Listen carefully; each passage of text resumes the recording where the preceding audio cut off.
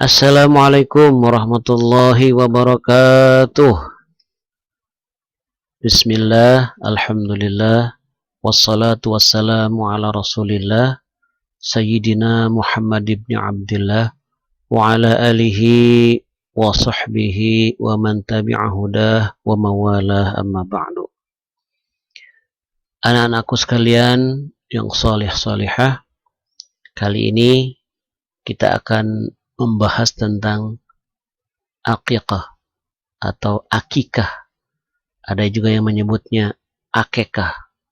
Itu mungkin hanya perubahan pengucapan saja. Tapi sebelumnya kita sama-sama dulu berdoa ya. Bismillahirrahmanirrahim. Rabbi zidni ilma warzuqni fahma.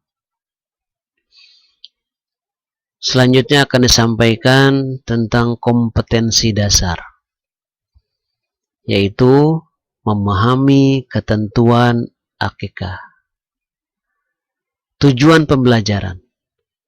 Setelah kalian mengikuti pembelajaran ini, maka diharapkan dapat mendeskripsikan pengertian akikah dengan benar.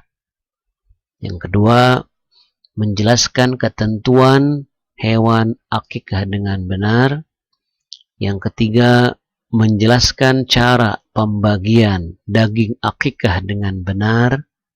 Yang keempat, mengambil hikmah pelaksanaan akikah dengan benar. Anak-anakku sekalian yang solih-solihah, Bapak yakin di antara kalian sudah ada yang tahu apa sih akikah ini? Akikah adalah menyembelih kambing atau domba sebagai tanda syukur kepada Allah Subhanahu wa Ta'ala atas lahirnya anak.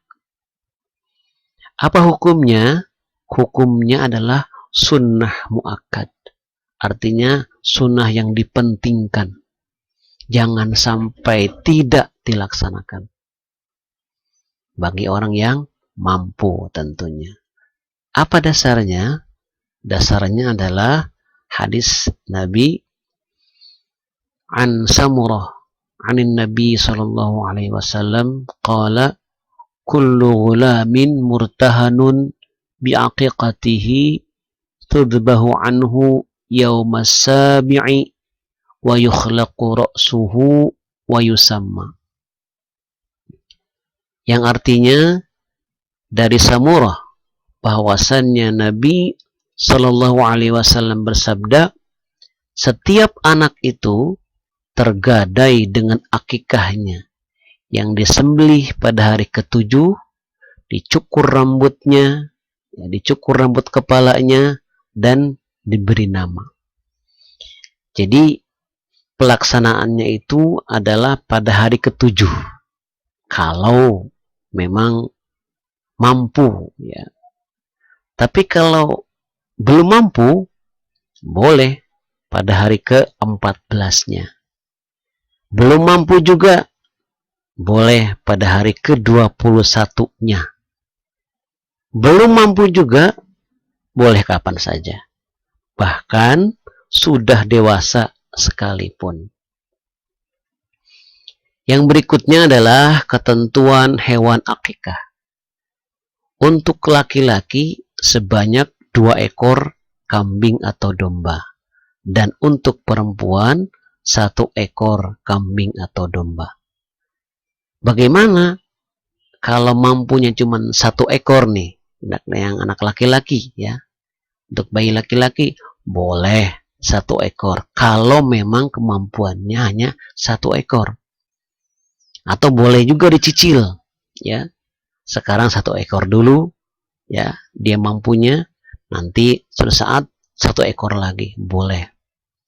Lebih dari 2 nih untuk laki-laki misalnya, atau perempuan juga misalnya, bisa 5 ekor, 10 ekor, 20 ekor, silahkan saja. Ya, kalau misalnya nih dia yang mengundangnya itu 1 RT diundang semua, satu RW, satu kelurahan, satu kecamatan, dia undang semua ke rumahnya.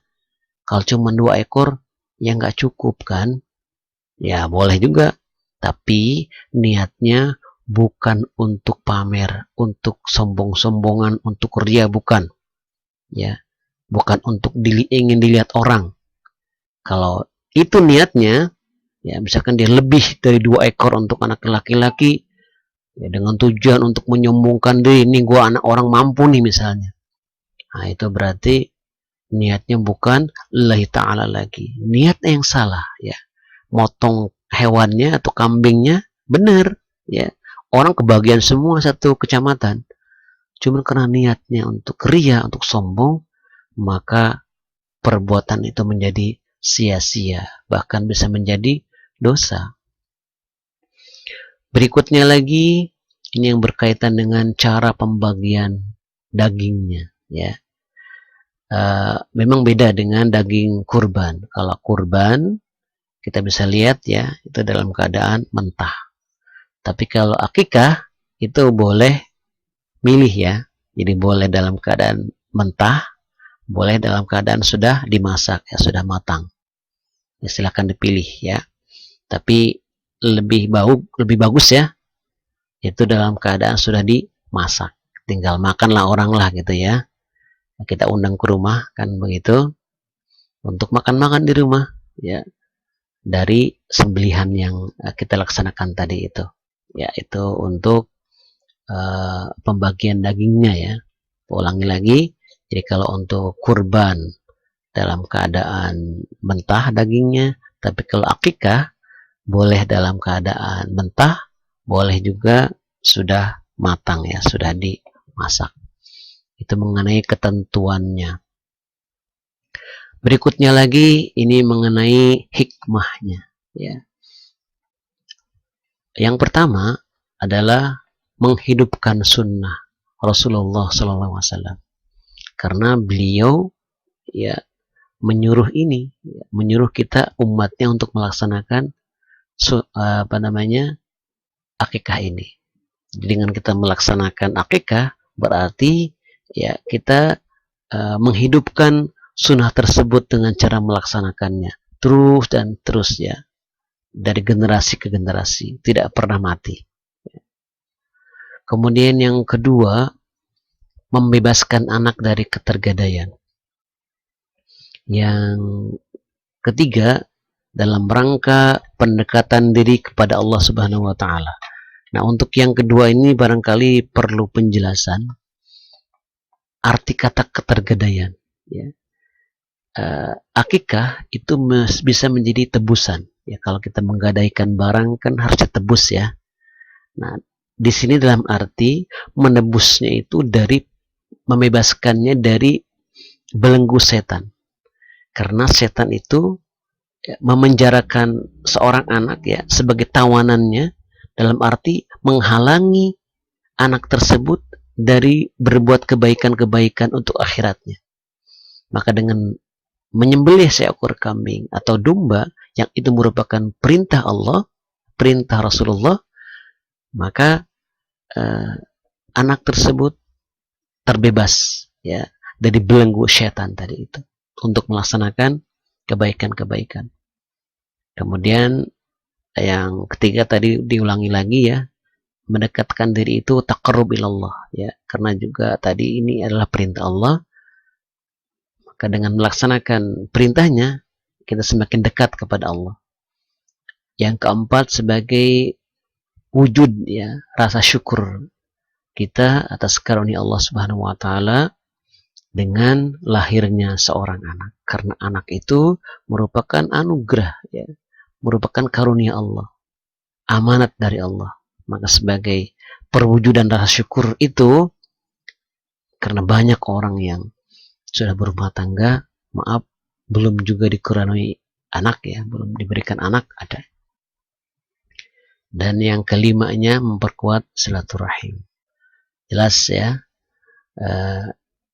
dengan kita mengundang tetangga-tetangga kita ke rumah kita, maka akan berkumpul orang-orang saling bertemu, saling menyapa ya.